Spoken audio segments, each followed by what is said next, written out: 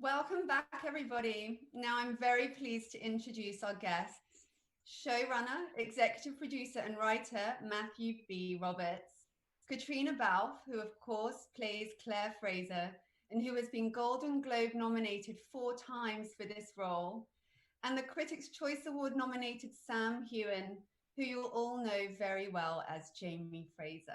Welcome, everyone. Thanks for being here Hello. today. Hi. Nice to be Hi. here. Hello. What an intense episode this was. I have to admit, I did have to look away a couple of times. It was some hard going.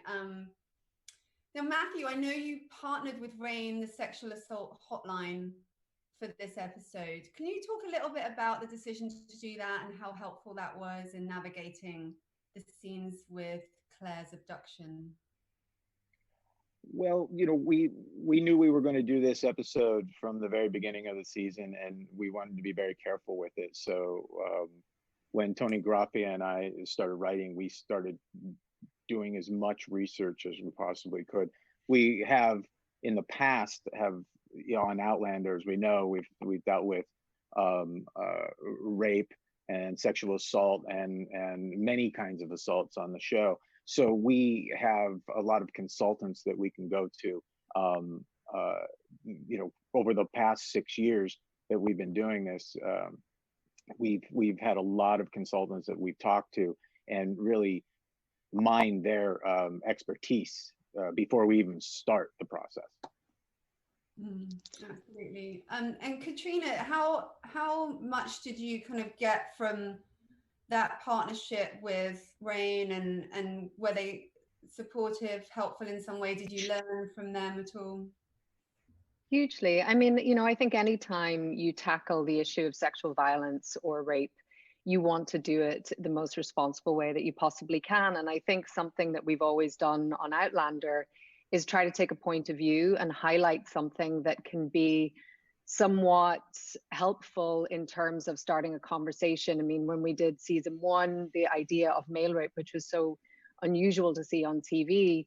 And with this particular storyline, when Matt came to talk to us about it and started talking about the idea of disassociation, which is also something that you don't often see when rape is being handled. So we talked a lot with Rain about how we could approach this, and also just in terms of making sure that we had trigger warnings before the episode. So you never want to do something like this and not give people the opportunity to kind of go into it with their eyes open and know what they're going to see. And I think it's really important to all of us when we approach any kind of subject matter like this, that we do it in the most responsible way possible. Mm-hmm. And for both you and Sam, I have an audience member question from Mitch. The scenes are so emotional in this episode. Do you need time to recover? How do you handle those? I'll let Caitriona answer that one. First? I definitely think when you're dealing with really heavy subject matter, you do go to quite dark places within yourself. And I think there's always a certain amount of purging of it that you have to do. But, I think the healthiest way to be able to do this job is to also be able to leave these things at the door when you leave during the day. I think, using your own psyche and mining your own emotions can be, if you're not careful, you can do yourself psychological damage. So I think it's important early on, and when you do this job, that you learn how to separate your own life and your life at work. I mean, at least for me. Yeah, and I think, we have such a safe environment. I think, all credit to Matt and to Tony and to our amazing director, Jamie Payne, who dealt with this with great sensitivity and gave, I think, a really safe platform for us to explore these themes. And I think, when you have this community, when you have this close-knit group of people working closely together, I think, therefore, we can open up more and we can explore these things deeper. So yeah, credit to everyone that was involved in these. I think if it wasn't for that, we wouldn't be able to maybe go to those more challenging places. Mm-hmm.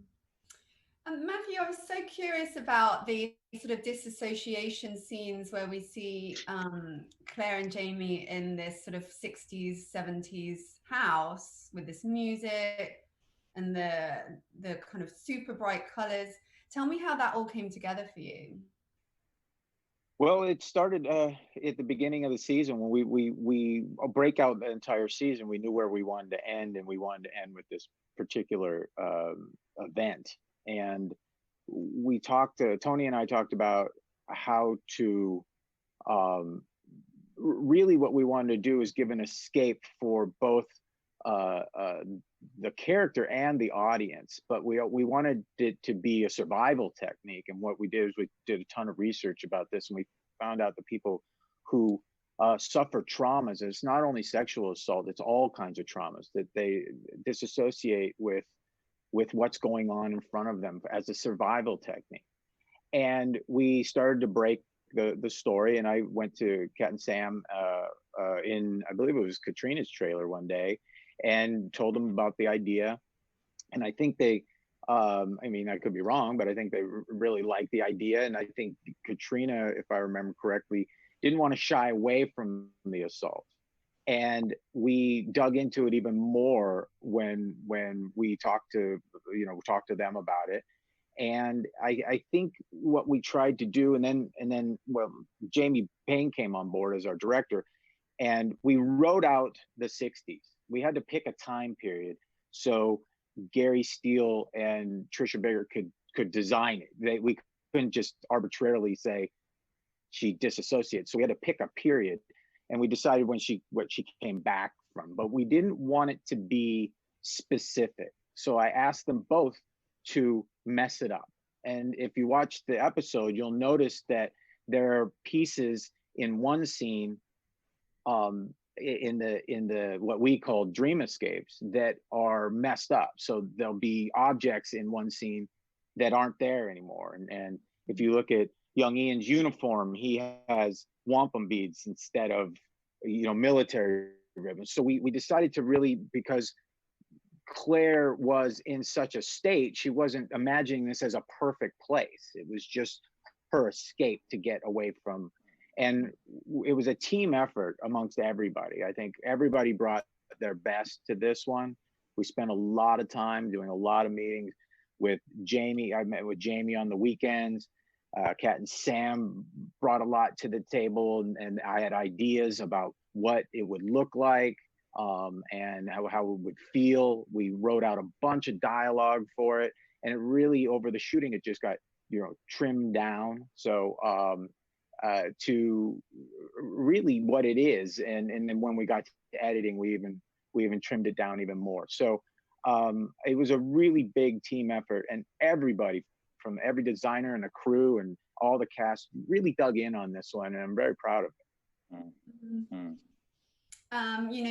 Talking about these incredible sets, I know we were chatting a little bit about it before this panel began. And I actually had an audience question from Laurie about this.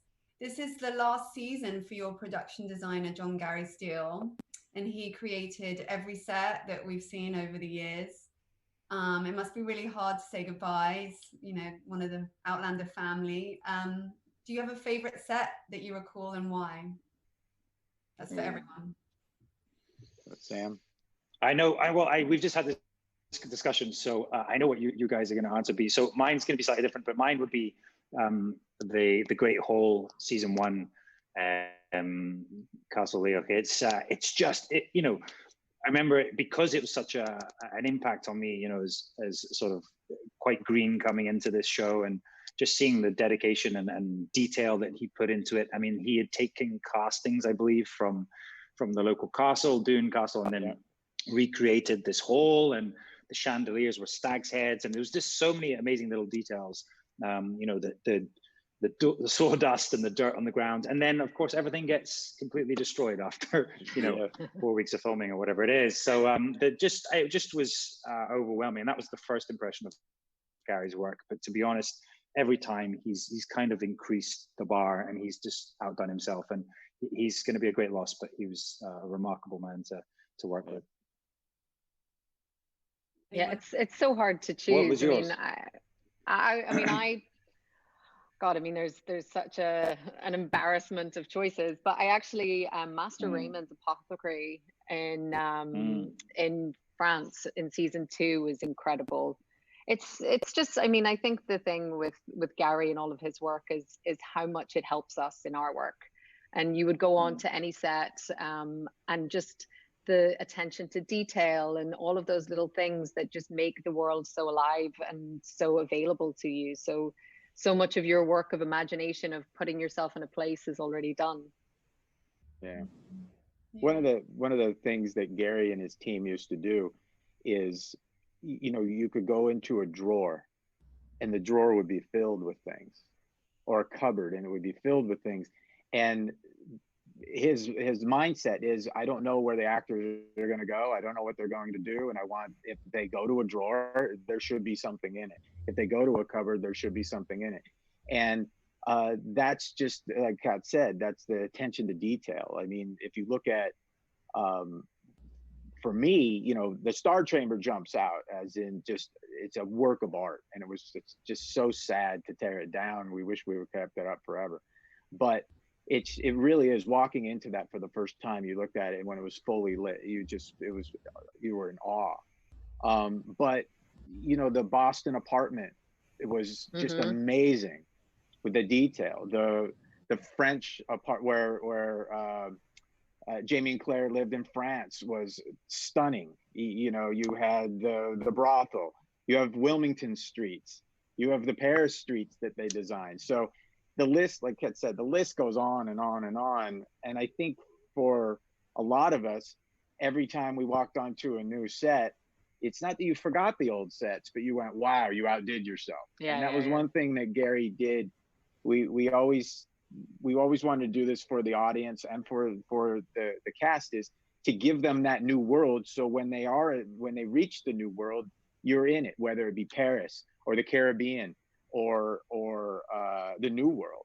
When we went down to South Africa, Gary redid Jamaica for everybody, and the ships. I mean, the detail was crazy. So kudos to Gary and his entire team. So he will be. And actually, just as an actor, you know, going on set, as you said, Matt, like, you felt at home there. You know, you maybe had only just been there, and you instantly have to pretend this is where you've spent, you know, a lot of time, and you just felt at home because of all those details. And he also brought a lot of the characters, I guess, individual characters into certain elements of the sets as well. I mean, you know, Claire's surgery and all these places. I mean, they had so much detail. So yeah, we were very lucky to work with them.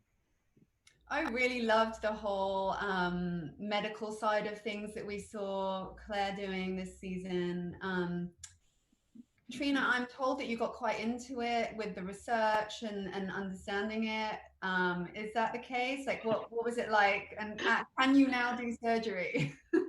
She's practicing now, aren't you? Yeah. Can't at home. I've joined the front lines of the NHS. No, yes, essential worker. Definitely cut off. I had a stomach ache one day, and she actually wanted to take out my appendix. It was just, you know, I don't know why you didn't let me. I know. Straight away. Yeah. No, it's one of the elements that I do find really fascinating. I mean, it's amazing what they have on YouTube and how many different procedures you can watch. Or I remember when we did like Jenny's breech birth in season 1, I just fell down a YouTube hole for a couple of hours watching all of these breech births and people turning babies inside the stomach. But no, it's really fascinating. And I love that this season we got to see Claire really, you know, kind of invest all that time again in her role as a healer and a doctor and a surgeon. And you know, her sort of fight to first of all, discover or rediscover penicillin, or cultivate penicillin, I suppose. You know, I think it's fascinating. I think it's something it's an interesting element of our show, where you have this person who has all of this foreknowledge of medical procedures from the future and gets to implement them, but yet has to constantly battle with how much she can show her hand, because it's also so dangerous. And as we see at the end of the season, you know, it really costs her. But it's yeah, it's an element of the show I really enjoy. Mm. And Sam, you know, it was really hard to see Jamie this season because he's such a man of honor and integrity. Like that's his whole identity, you know. And you see him so torn in this season. You know, he's putting on the red coat. He loses his beloved Myrta, and is unable to protect Claire. And you have to have all this emotion that is bubbling beneath the surface. How did you get in that headspace of all that kind of contained rage and pain and everything that he goes through?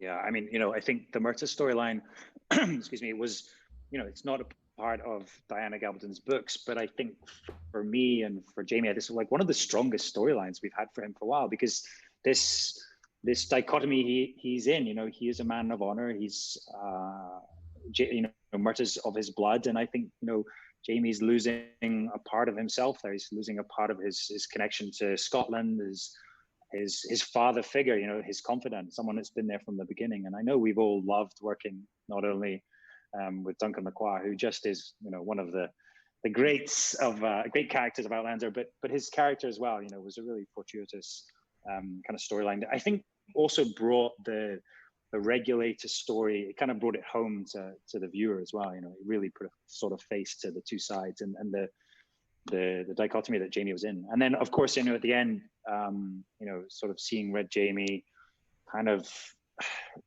yeah, just doing everything, going to battle for Claire, I think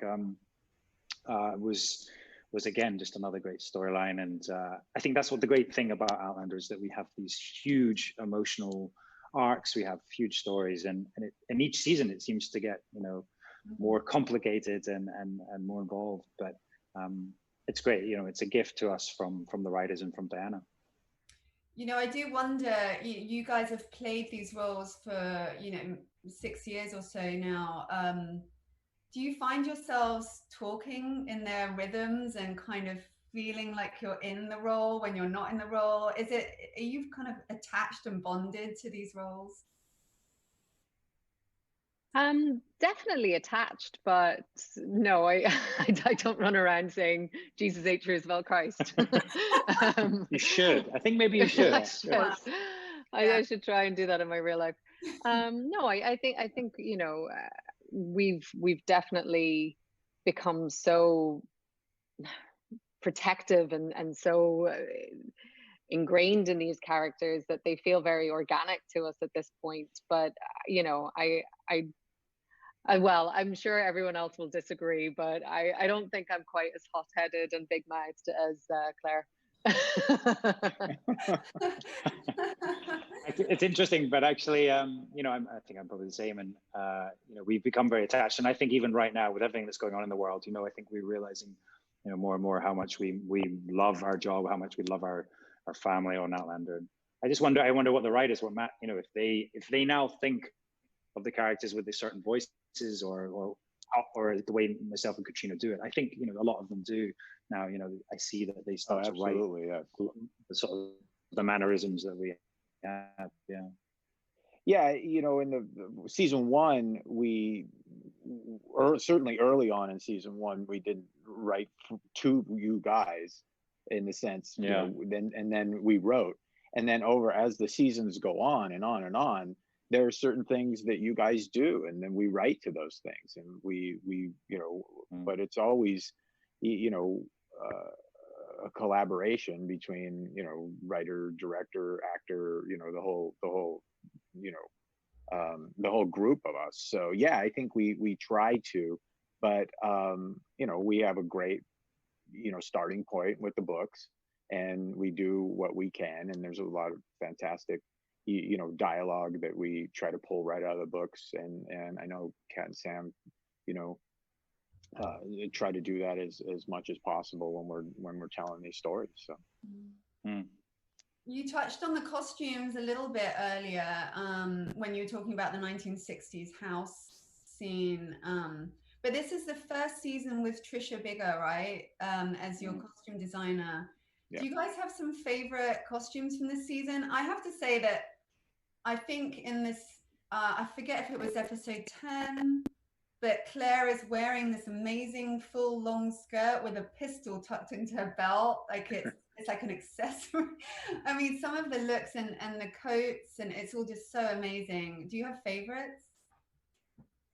Yeah, I mean, I think Trisha has done an incredible job this season. You know, I don't think it's the easiest thing to come in sort of this deep into a show and to be able to put your own stamp on things while also respecting what has gone before. And I think she's been able to do that really beautifully.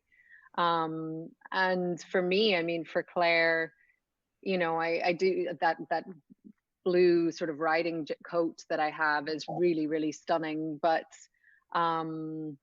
equally, there's one that's kind of like a green suit that almost has this nautical kind of feel to it, which I thought was really beautiful. But you know, working with her, especially for Ep 12, was really fantastic because we talked a lot about the emotion and you know, picking that color and how we sort of found that silhouette, because we wanted it to be something quite simple but striking and have that, you know, red the color of danger, red the color of alert, and all of those things. And it was just, you know, it's great having her here and being able to sort of collaborate in those ways. What about you, Sam? You had some awesome I mean, some awesome costumes this season, and you know, we see the return of the kilt, which I think was something that we all, you know, were wanting to see, and it was just about finding the right place for that. But and actually, the red coat for me, you know, was a big one. Again, going back to that storyline, and it had so much symbolism behind it, and everything that Jamie's fought against. But I agreed, yeah, Trisha, she was great at collaborating. She really was, and probably the most sort of striking piece for me is the coat you see in the last, almost the last scenes there when Jamie goes back to Brownsville. He has this long leather jacket, and it's pretty awesome. I kind of want to steal it for my real life, but yeah. Well, it's now very you ruined strong, it, because when it goes missing, we'll know where to find it. When it goes missing, you know. Yeah. When you see me out wearing that. But she's been fantastic to collaborate with, and very, very, very easy to work with, and just I think she's done a great job. So I have another audience member question from Jan. Since season 1 in 2014, what do you feel you've learned as actors? Nothing. Absolutely. I was going to say everything. Everything and nothing. Everything. About nothing. Oh God, I mean, I was so green. I had hardly done anything before I started Outlander, so I've learned all the technical terms, what a mark is, all of those things. No, I think one of the greatest things about being on a show for this long and having the sort of environment that we have with Outlander is to, first of all, trust yourself, but also allow yourself to constantly be surprised. I think by our characters, by storylines, you know, it's not very often that you get this long to tell a story, and it's really lovely to continually be learning new things about your character. Yeah, I mean, I think I would agree totally. You know, it's impossible to be complacent on the show. As I said, you know, it's constantly moving. It's gone from Scotland through France to the Caribbean and now in America, and it feels like a completely different show. You know, we're talking about America now in its infancy, and there's so many parallels going on right now. But it's been a great show to learn on, and I think Caitriona and I, you know, coming in very green, we've experienced a lot, you know, and I think it's also given us great opportunity as well, and great people to work with. You know, we've learned a lot from our co-stars and our writers and our showrunners. So it's been it's been a good experience. I just wish we were 20 years younger. Don't we all? So this is really one for Matthew, but you guys, I'd love to hear from you. If you could throw the book out, what would you do with Claire and Jamie and Brianna and Roger? What would happen? and you can all answer this, but Matthew, This is good. Yeah. Well, Matthew. I would probably, given this moment in time, I would probably have them set sail for maybe Hawaii and set up some sort of medical facility I'm with you. and then On the beach, yeah. Yeah, on the beach, somewhere on the beach. Jamie invents surfing, maybe. Yeah. Claire maybe goes Roger into and medicinal Bree, cocktails. Yes, wonderful. Yeah. Roger and Bree open up a little Palapa Cabana thing, something like. I think if being serious, to throw out the book, I don't know, given the state of the world, I would probably just have them go back to Scotland and do something in Scotland and be in the Highlands, or just because that's where we film and we may be able to control the world a little better there. I know that we're all dying to get back to work, but I don't know. Kat, Sam, do you guys throw out the book? I never even thought of that. I don't know. Before. I'm really into your Hawaii idea. Yeah. I'm sold on that. Yeah. A little medicinal. I don't know. I think throwing out the book, I wouldn't want to incur the wrath of Diana Gabaldon and her amazing fans. Yeah. So I think, but I mean, I think we all miss Scotland, in the character of Scotland. And I think, it would be nice to sort of revisit some of that early season stuff. Now, I did just mention the character of Brianna, who's obviously played by the brilliant Sophie Skelton. And that sort of leads me to another audience question from JLS, who says, what is a particular scene for you, Caitriona, with Brie that you found challenging this season? There's some great scenes with you guys. I found challenging. I'm not sure. I mean, I always love when Sophie and I get to work together. She's so amazing, and we always have such a good time. I think I just love when they get to be really supportive, and I think you see this with coming from where their relationship started in season 2, when there was such a gulf between them, to now when Brianna's really struggling with Roger, that Claire is there to be able to, give her advice and be the mother that she always wished she could be. But then on the flip of that, you see Brianna be very much this kind of sage fountain of advice for Claire very often. So I don't know. I mean, I'm not sure if they're challenging. They've just been really enjoyable. Yeah. I thought you were going to mention the peanut butter jelly sandwich scene and how you just which also was not demolished challenging because we enjoyed eating those so much. Just ate them all. I love it. It's so funny. So I also know that you guys were both producers this season. How has that added to your experience on the show, taking on that? We have a new bar backstage. It's very busy. Yes, yeah, I've been quite busy with that. But no, I think we both we got the credit, which has been fantastic, and just to be involved in the production meetings and been consulting with Matt and the other writers, and just to have more of an input. I think we've learned a lot from seeing how much prep goes on, some of the specifics as well. It really is quite a jigsaw piece and such a huge show. So it's been really important for us to see part of that, and also I think probably Ep 12 was where you see the most of our influence, because we were really back and forth with Matt and Tony and Jamie, and it was tough material, but I think really rewarding for all of us.